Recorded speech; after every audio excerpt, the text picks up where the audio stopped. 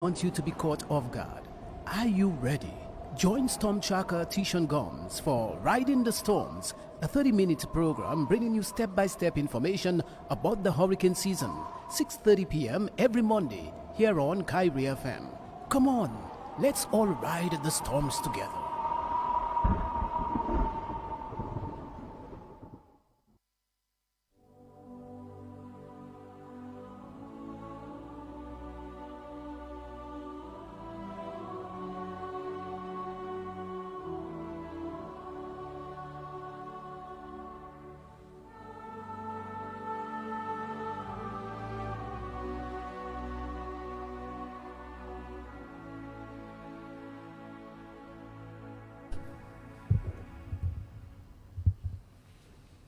It is 6:30 p.m. on Monday evening, and you know what that means. It is another episode of Riding the Storms. This episode is brought to you by J. Astafans and Company Limited, Fine Foods Incorporated, and New India Assurance. We will be right back after these messages.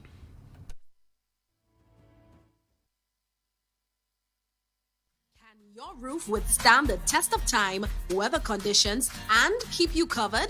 Well, J. Astafans Home and Building has you covered with quality roof sheeting. Available in a variety of colors and sizes, our roof sheeting is perfect for both industrial and commercial use. And guess what? Not only are we keeping you covered, we're saving you money with 50% off. Shop today at our Canefield Distribution Center. Call 237-2744 or 255-2792. Offer valid while stocks last. Terms and conditions apply. J. Astafans. Right place, right price. Dominicans, enjoy your property, protect your property. You homeowner and businessman, protect your property, enjoy your property. Can't wait for the hurricane, can't wait till you flood again, can't wait till your roof fly out and all your business coming out. Remember, no insurance company will insure your property when a storm is approaching. Get ahead of the hurricane season and insure with a company who gives you the assurance of payment for your valid claim. Come speak with us today at the New India Assurance Company Limited, upstairs AC Shillingford and Company Limited, 24 King George 5th Street, Roseau. Bring along an up-to-date valuation from a qualified engineer and get insured today.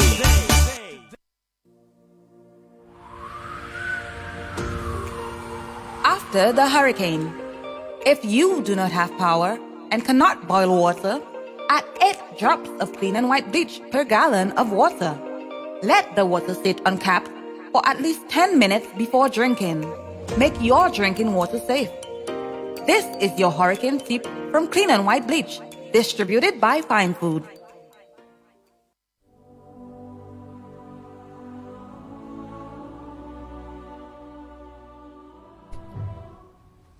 And we are back with Riding the Storms. Our guest tonight is from the fire department. He's actually the chief of the fire department, and his name is Mr. Wayne Letang. So good evening, Mr. Letang. Good evening to you and good evening to your listeners. And correction, it is the acting deputy fire chief. Acting deputy. Yes. Thanks for clearing that up. How are you doing today, sir? Well, pretty well. Yes. That's good. We just have a few questions to ask you in regards to the fire departments during the hurricane season. So, the first question for tonight is, what is your role in the fire department as the acting deputy chief? Well, my role is to supervise and coordinate operations within the Fire and Ambulance Services Division. And the chief would be responsible for administrative issues, personnel, and the like, but the deputy is responsible for coordinating all operations within the service. That's good. And how many fire stations are there in Dominica? Well, presently we operate 8 stations, 2 of which are aerodrome stations. This is Canefield and Melville Hall. We also operate 2 specific ambulance stations, which is one in Castlebruce and one in La Plaine. And then we've got headquarters, which is Roseau, Granby, St. Joseph, and Portsmouth to complement the 8. At the Other stations we do structural or urban firefighting and ambulance services together. Okay, and do you have an idea as to how many trucks are there present? If you can answer that. Well, presently we have trucks at Melville Hall, so we would have 3 trucks at Melville Hall. That's 2 of them are specific to airport firefighting. We have 1 which could do airport firefighting and that of domestic firefighting.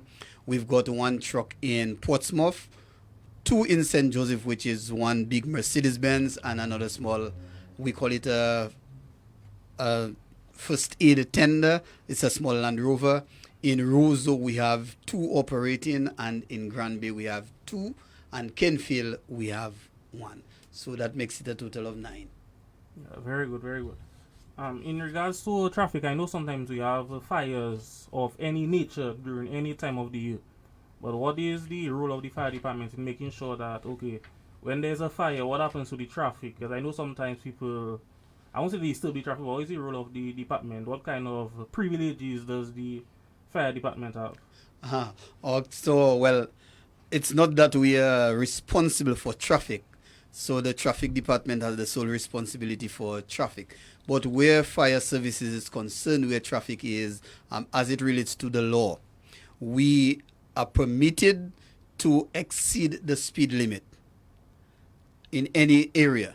And that's when responding to an emergency. So speed limit would be waived. But we are supposed to follow all other traffic regulations that have. And in response, by the way, if an ambulance or fire truck, it doesn't have its siren and its beacon, which is the light flashing, it means you're not responding to an emergency. So the laws would only permit us to move away from regular traffic laws if we are responding to an emergency, having our beacon and our sirens on. Okay, so during the hurricane season, I mean, I know that the trucks are very well equipped to manage the fire, but during the hurricane season, in terms of disaster, what is the role of the department? How do they respond quickly when it comes to a situation like that? Okay.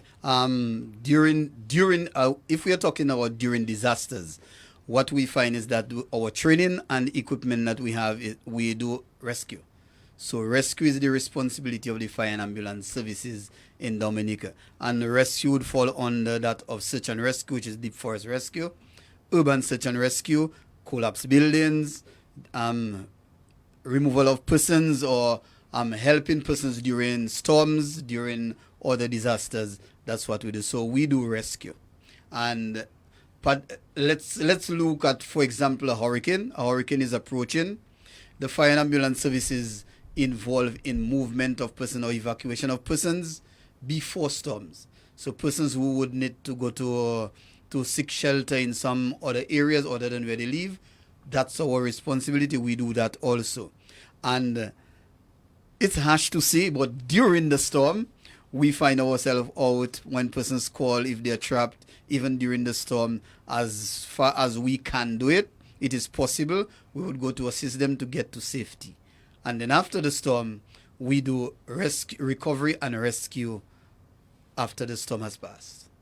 And I am sure that during a hurricane it is very risky. It's a very risky venture to be out there, especially when you want the public to ensure that they have a safe place to stay and all those things. So it's kind of risky that the fire department is trying to save the lives of everybody else, trying to save everybody's lives. Well, not everybody, but those who decide to stay there. So how does that, I wouldn't say how does it feel, but how do the employees at the fire department, how do they undertake that? Seeing that they have to risk their own lives to save others, how do they feel about that? It is a great asking of the personnel, and at this moment I want to commend all our personnel for job well done. And we have never, or there is no report of any instant where the fire officers have said we are not going. What we normally do is that we say safety comes first. So once it is safe to do it, we do it in a safe manner. But we would not simply put persons out in the storm, but would assess the situation, and if possible, yes. No, that is a tasking thing for all staff. So post a disaster, and I'm going to look at, for example, Hurricane Maria or Tropical Storm Erika. Post the disaster, when you do debriefing, you find some persons cry. Even during it, during the time they might keep courage, because the person that they're dealing with has to get that courage from them. So, but after that, you may find a lot of persons crying because it can be heart-wrenching sometimes. Yeah, and I am sure that the mental capacity of these firefighters, of the personnel in the fire departments, must be very high, because trust me, you risking your own life trying to save somebody else's own. And trust me, when you actually, I don't think there is much better feeling that when they actually get to save somebody's life, because life is very precious. I think that is a given. But trust me, I can understand and commend the fire personnel, because trust me, it is not easy at all. But in terms of the training of the firefighters, how does that go along? What kind of process do they go through before they actually become deployed as a firefighter? Okay, that would take us back to recruit training, where we do 16 weeks of rigorous training in firefighting aspect. But training within the fire service does not end after recruit training. So I'm in the office of the deputy presently, and I'm still doing training. So training is an everyday thing, and this is what prepares us mentally and with skill to deal with any situation. Training is very important. Yes, and may I ask you, I want to a personal question, may I ask you a personal question? How many years have you been in the fire department? Well, I've been involved in the fire department for 18 years. For the past 18 years, from 1st of February 2003. And for the last 18 years, you have been training and getting better at what you do. Yes, this is the aim, to learn the skill, and then you better yourself at it and keep yourself updated with modern day techniques. This is the idea of the training. Yeah, so we have to commend the fire department, because trust me, it's not easy. I mean, people have the misconception that the fire officers, they sit at the stations and do nothing at all, which I don't agree with, quite frankly, because you could have a fire at any time of the day, and as the job description states, you have to be on hand. If they call you at 4 in the morning and there's a fire, you have to make sure that you are ready, make sure that you are there to prevent any significant damage. And I don't think people appreciate it that much, because in regular jobs, people work 8 to 4, 9 to 5, and they go home and that's it for a day. They don't until 7 a.m. next day when they have to get ready for work. But with the fire department, it is very, very 24-hour job, I should say. Well, let's say this way. I would be optimistic enough to say that I still think of that aspect of looking at the way the fire service work as something of the past. Because back then, persons, and I remember coming into the fire and ambulance services, and you would find guys recreating on the veranda, playing some dominoes. So there was the perception that the fire officer, all they did was play dominoes. But I would be optimistic enough today to say that this is actually a thinking of the past. Because looking at what fire officers do these days, how we do our work, persons have recognized that you know this is not what the fire service is. So on a day-to-day basis, there is actually set schedule in what fire officers do. And stand-down time, how we call it, it's that period when you stand down from your training and your lectures and all those other activities, and that happens in the evening. So stand down time is actually in the evening, and that's when the fellas are able to, the staff is able to socialize, play some domino, go do some football. That's the time. But during the course of the day, it is on the beat. Now, adding to that, you have rest time. But during rest time, whenever the emergency comes, it must go, no matter what time it is. So your rest time in the evening, the bell goes down, ambulance call, you respond. We call that person the sentry or the guard. That's a 24 that's a position that is manning the telephone for 24-hour basis. And it's simply to listen to the telephone when it rings. We pick up that telephone. We teach our staff that the telephone should not ring more than 3 times. You pick it up, get the information, and we plan our response. So persons coming into the fire and ambulance services, after a while they say, man, what people are saying, it's not true. And I must add to that the fire personnel are also human beings. Oh, yes. You will work during the day or whatever. I won't say whatever, I don't want to sound vague, but the job of the fire department, when they perform their job to the best of their abilities, at the end of the day, just like anybody who works an office job, they would like to sit down for a few minutes, chill out with their friends, chill out with their co-workers, and just unwind a little bit. Because I mean, working as an adult is very, very taxing. And with the fire department is a very, very brutal. I won't say brutal, but you get what I'm trying to say. It's a very tasking job, and they can call you anytime. So you have to have that resilience and that mentality that okay, they can call me anytime, and once they call me, I have to be on task. And yes, need I say though that our shift actually works 24 hours. So when I talked about the downtime, the stand down time in the evening, it's not to go home.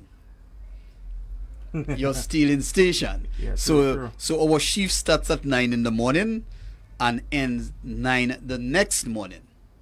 So persons go on 24 hours rest at the home. So you're on for 24 and you return to work after 24 hours. So in a sense, the fire officers works like 72 and 96 hours based on the week, that the different shifts work 72 and 72 and 96 hours respectively. Yeah, that's a lot of hours. Most people work like 45 hours. Yes. Yeah, but we're going to take a break to listen to our sponsors. This is Right in the Storms with me, Tishan Gomes, and our guest, Mr. Wayne Letang.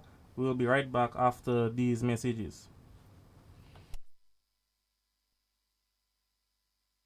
Can your roof withstand the test of time, weather conditions, and keep you covered?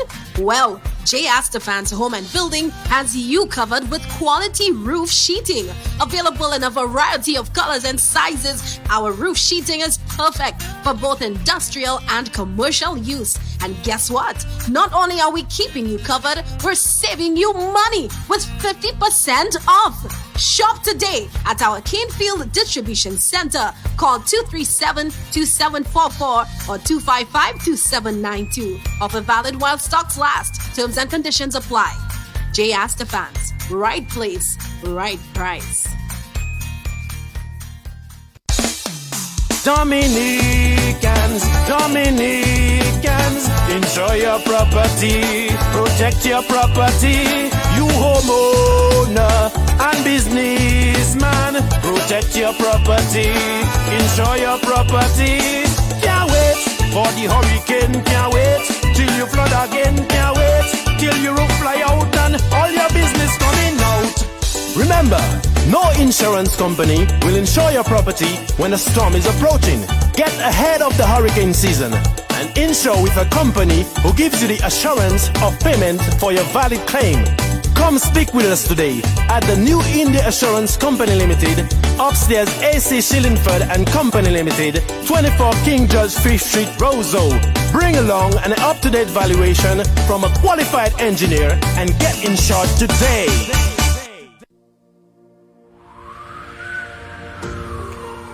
After the hurricane, if you do not have power and cannot boil water, add 8 drops of clean and white bleach per gallon of water. Let the water sit uncapped for at least 10 minutes before drinking. Make your drinking water safe. This is your hurricane tip from Clean and White Bleach, distributed by Fine Food.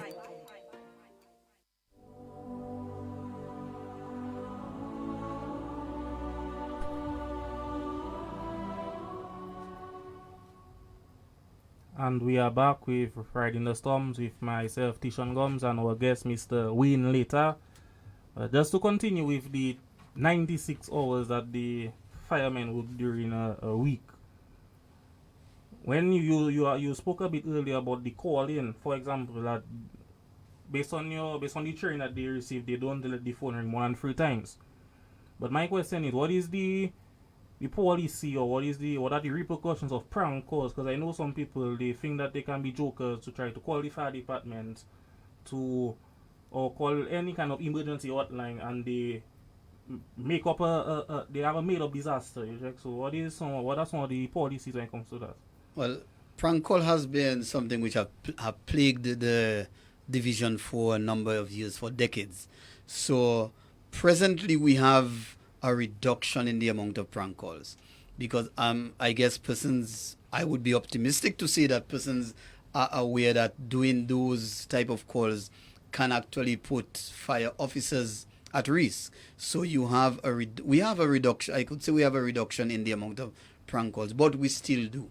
And gone are the days when we would see prank calls coming during their off school month. So it would be okay to see that maybe it's the school children who are doing it. But what we find present day, prank calls are not only coming at that time, but anytime we have calls coming in, and sometimes we respond and there's nothing at the other end. But it has gone down severely. We are at a position right now where most persons who call for help, they call the E911 system. And that also can lead to a reduction in the amount of persons that are calling. But it is illegal presently that anybody would call the fire service or call any emergency response agency to give a prank call. And do you know the repercussions that are put in place for people who do those prank calls? Well, I stand to be corrected, but there's a possibility that persons may even go to court if you can prove that they were the ones who caused that. Now, what we, from the fire service point of view, our history, we have a history of persons who actually, a fire officer who actually lost his life because of a prank call. And that can be detriment. Now, the fire and ambulance services has the policy where we respond to all calls. So anytime we get a call, we respond. And I mean, as the fire department, you must answer all calls because obviously you cannot tell the difference between a prank call and a real call.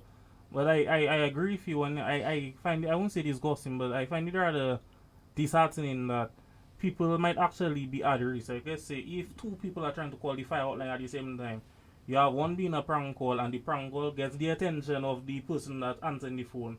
And then you have somebody who's also actually burning down, but they cannot get to the fire hotline because a prank call is being taken by the phone. So that can be very disheartening. And in as good as you said, the numbers for the prank calls are getting lower, the people who still do it, we should continue to urge them to stop doing it because you never know. People's life are at risk, especially when it comes to fires.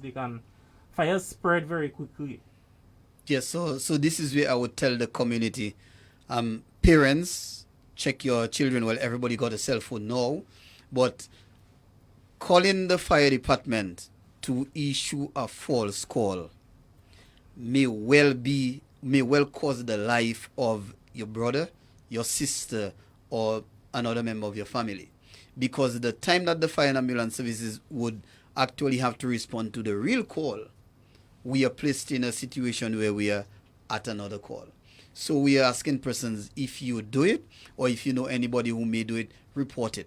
And please stop the practice of sending the fire department to anywhere where is a false call. Please stop it. Yeah, I agree with you on that one. Especially if like some people they might let's say somebody makes a prank call and they just hang on the phone as soon as the fire person answers. That's one thing, but to actually give an entire report saying that okay, there's a fire in Glasgow, this house is burning down, give all kinds of intricate details just for when the fire department gets their resources, they get their men.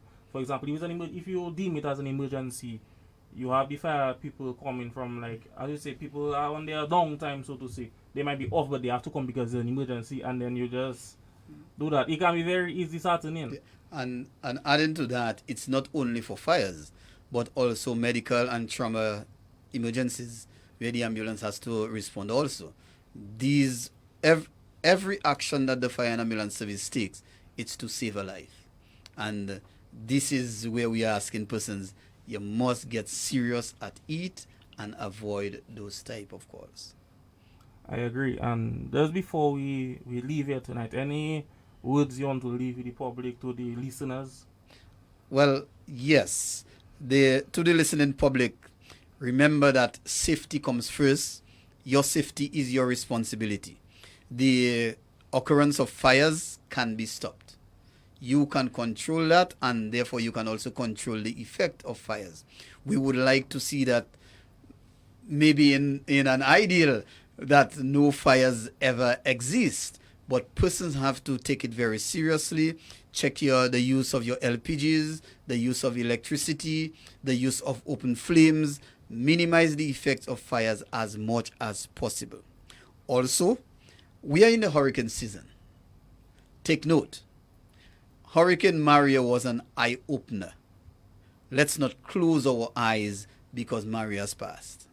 Let's keep our eyes open, do the necessary things that we are to do, and as the deputy fire chief, I would say it would be remiss of me if I do not make the call that we need to be aware of what the storm warning, storm watch, and storm warning is. And if you look at the mode that things are happening presently in Dominica, when you have the warning, that's the time everybody's going to the gas station. This is the time when persons should be going home.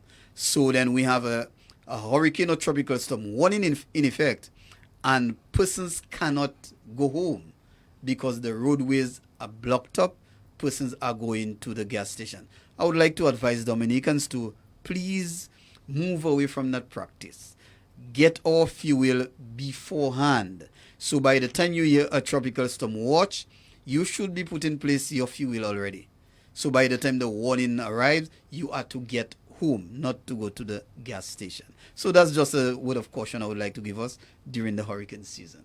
Yes, and yes, Mr. Later, I agree with you on that, because as we've worked in Elsa just a few weeks ago, people were trying to get home, but it was impossible to get that happening. So we have to make sure that we do the right things, have a plan in place, make sure you prepare.